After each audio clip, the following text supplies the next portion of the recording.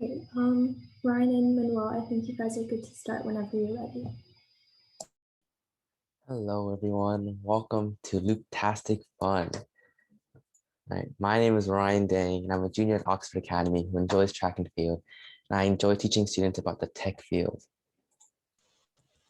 Hey guys, I'm Manuel Indelo. I'm also a junior at Oxford Academy. I enjoy reading comics, and I really wanted to get into the tech field because I wanted to create my own video game. Right. So it's lessons be about for loops and while loops. Right. So what are loops? Does anyone want to turn on their mics or type in chat what they think loops are? I'll give you guys like a few seconds and I'll explain it or talk about it.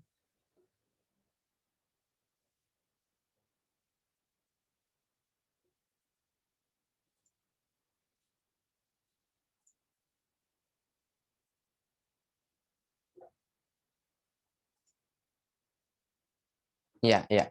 So loops are cycles that happen over and over again. An example of this in real life application could be, let's say, a daily routine, right? Let's say you wake up, you eat, study, and sleep, right? That's your routine. You do that every day, right? That's sort of a loop of what you do every day. And in Java, it's basically Java and JavaScript. It's basically similar, where for loops would iterate or loop over through a certain code. It's the body of code over and over again. So does anyone know why we use for loops? Or why we use loops in general? Because sometimes you have to have something like repeat over and over again. Yeah, and basically what loops does, it increases the efficiency. So let's say, imagine I told you what I did every day, right? And each time I would say, well, I woke up, I ate, studied, slept. I woke up, ate, studied, slept. I woke up, ate, studied, slept. You see how that gets repetitive after a amount of time? What a loop does is it basically condenses that code. It condenses it to like much smaller code, I guess, right? So instead of have to repeat repeat my daily routine, I can just write a loop that will repeat and print it out over and over again. Okay, to give a visual for it, this is what a for loop or it would look like in JavaScript, right? So this is basically the bone structure of it, which is for int I equals n, I less than j, I plus plus. So basically, n and j can be any integer, but make sure that n is less than j. You can think of n as a sort of starting point and j as an end point. And here's an example of a for loop that's filled out. So for int I equals 0, I less than 10, I plus plus. In this situation, n is 0 and we have j equals 10. Right, so we started 0 and end at 10. And our code block, which is the code that's between the curly braces, would be what the for loop repeats. So the for loop would repeat print I plus comma space 10 times, right? We start from 0 and we do that 10 times. So does anyone know what the output for this would be?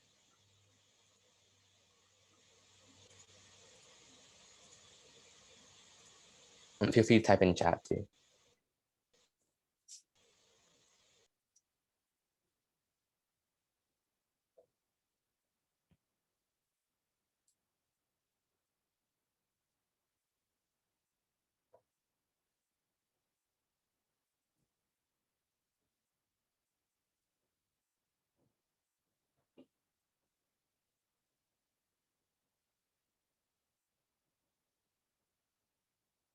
All right, I was gonna give you guys the answer. All right. So basically this following code, it would print out the numbers 0 to 9, and each will be separated by a comma and a space. So this is what the for loop would print out.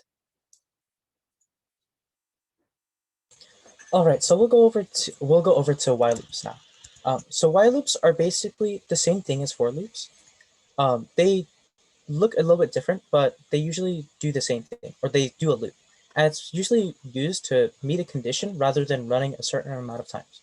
So in this example, you can tell that it's really broken up compared to how it was in a for loop.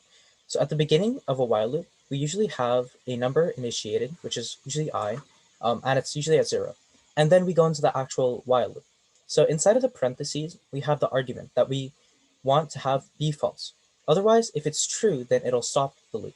So let's say in this example, I is 0 and j is 10. So because 0 is less than 10, it'll continue running into the code. So it'll go into the code block, and inside of it, we'll make sure to increment I by 1. And if we don't increment it by 1, the while loop will continuously run and until it eventually crashes. So in this example, we initiate I at 0, and we go into the while loop. So the while loop is I is less than 10, or the argument inside is I is less than 10. So while that's true, it'll keep going over and over into the loop. And because 0 is less than 10, it'll go into the code inside. And inside, we're printing out the numbers as we did previously. So it'll do 0, and then add a comma and a space. And then it'll increment I by 1. So then we go through the while loop again. So now I is 1, but it still makes the statement inside true. So it'll go back into it and print out I again, which is 1, and then add a comma and a space. And it'll keep doing that over and over again until we reach our limit at 10. And that'll print out 0, 1, 2, 3, 4, 5, 6, 7, 8, and 9. All right, we'll be going into 3 activities that we want you guys to try out on Replit. So our first activity that we want you guys to focus on is adding up all the integers up to the given limit. So for instance, let's say we want to add up to the number 5. So what this code will do is it'll add up all the numbers from 0 all the way up to 5. So it'd be 1 plus 2 plus 3 plus 4 plus 5, and that'll give us 15. So we'll give you guys around 5 minutes to try that out in Replit, and we'll give you the answer afterwards.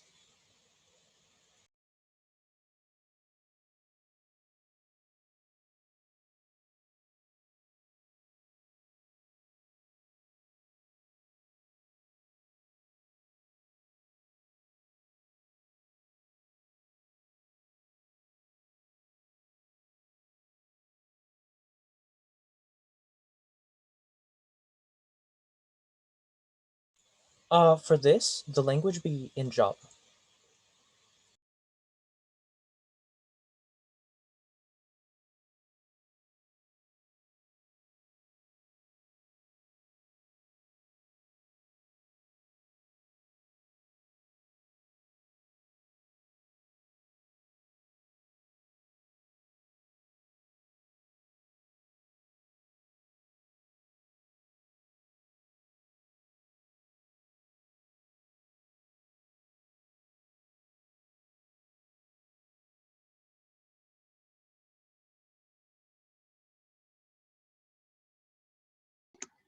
Could you explain what does the third activity like mean?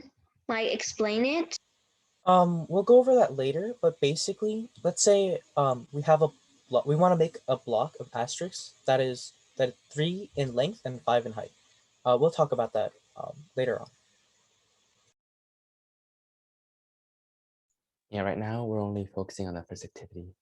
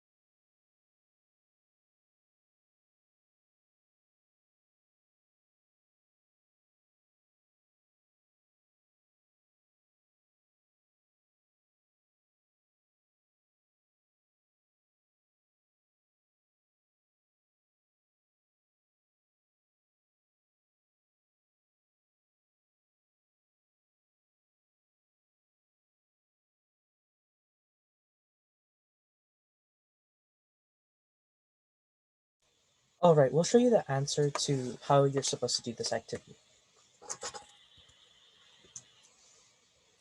So in this activity, we should be starting or creating two integers. One of them will be the limit for how far or what number we want to add up to, and the result will be the result that will print out at the end.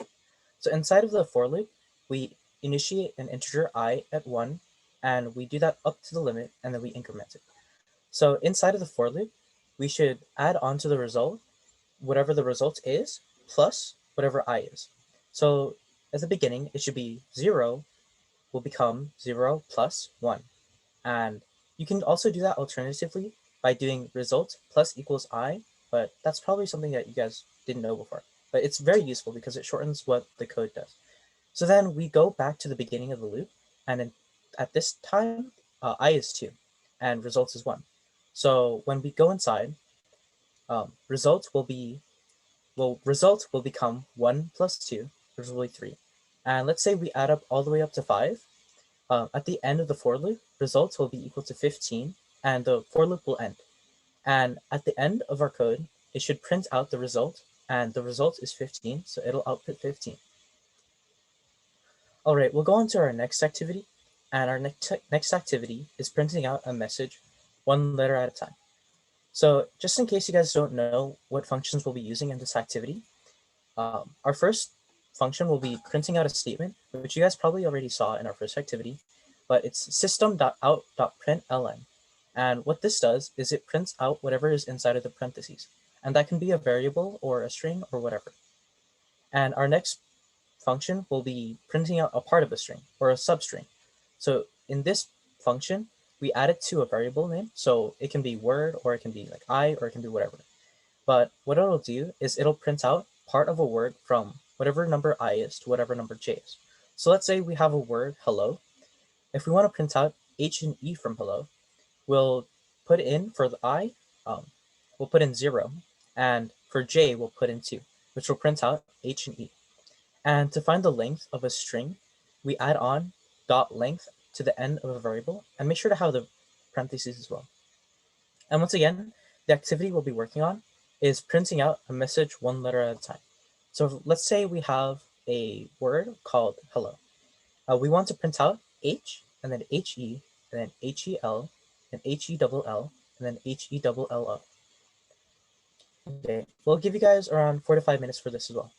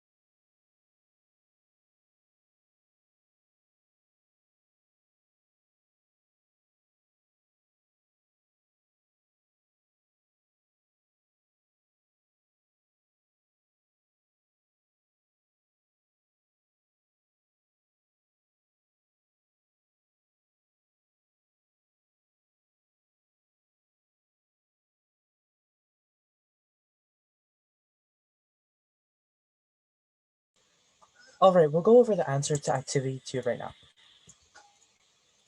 So for activity 2, we start off the code by initiating a string called anything, and it can be any message. But in our case, we called it word, and inside of word, it is the string hello. So in the integer, or in the for loop itself, we'll initiate I as 1, we'll do I is less than or equal to word.length, and we'll do I++. So make sure that in your code, where it usually is I is less than whatever it is, it should be I is less than or equal to. As if you do only less than, it'll print out all the letters in the word except for the last letter. So inside of the code itself, we'll be doing, or inside of the for loop itself, we'll be doing system.out.println, and then the variable word dot substring, as we just want a single letter or certain portions of the variable itself, and inside of it we'll be putting 0, comma I. So in this case, I is 1, and the word or the code itself will print out the letter H again. And it'll go through the for loop again, this time with I equal to 2, and it'll do the substring again. So it'll do 0, comma 2. And in this case, it'll print out H and E. And it'll continuously print that out until it goes all the way to hello. So it'll do H, it'll print out H, then HE, then HEL, then HELL, and then HELLO. And then HELLO, exclamation point. Okay, we'll be going on to our third activity, and this one is going to be actually pretty difficult. I don't expect you guys to actually finish it in the time that we're giving you, but if you do, that'll be really impressive. So in this activity, we'll be printing out a block of asterisks using the given dimensions. And in this activity, we'll be using nested for loops, which is basically we are going to put a for loop inside of a for loop. So let's say we want to print out a block that's a 3x3. So it'll be 3 times in length and 3 times in height. So good luck. Yeah.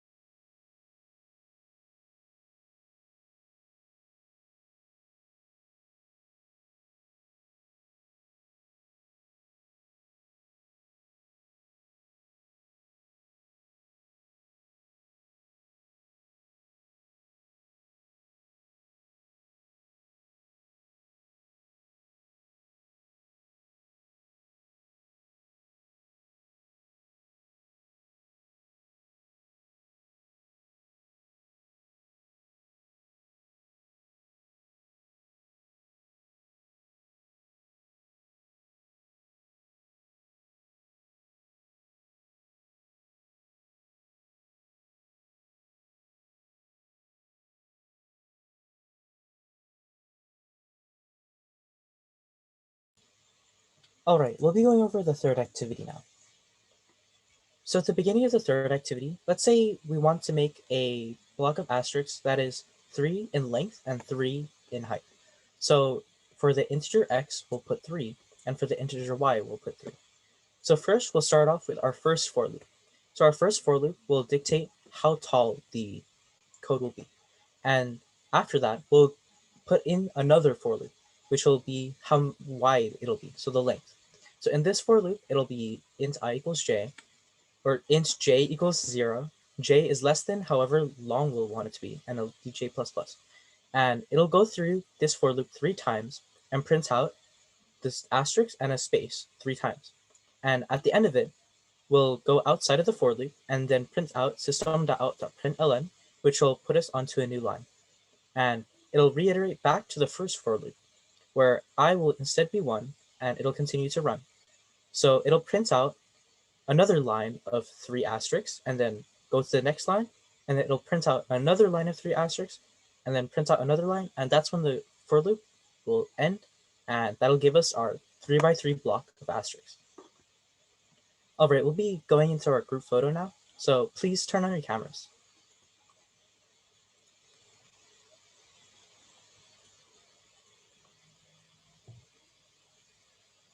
So, Ryan, if you want to stop the screen share on the presentation.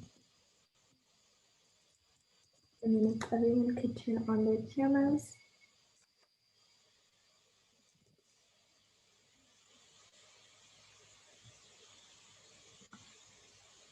Okay, so me taking it in 3, 2, 1. 1 more, 3, 2, 1. Okay.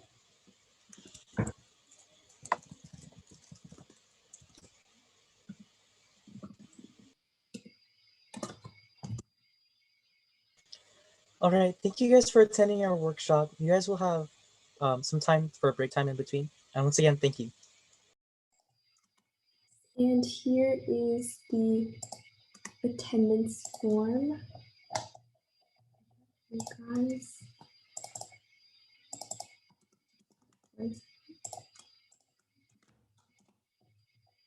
Thank you, Ryan and Manuel, for your presentation on loops. I'm sure it's going to be very helpful for those of us that go on to pursue like harder computer science challenge problems and things like that. So thank you guys. We will be taking a short 5-minute break, and then we'll be back for our last workshop of the evening before our closing ceremony, which will be the cryptography workshop, and I will be hosting that one. So we'll take a short, now 4-minute break, sorry.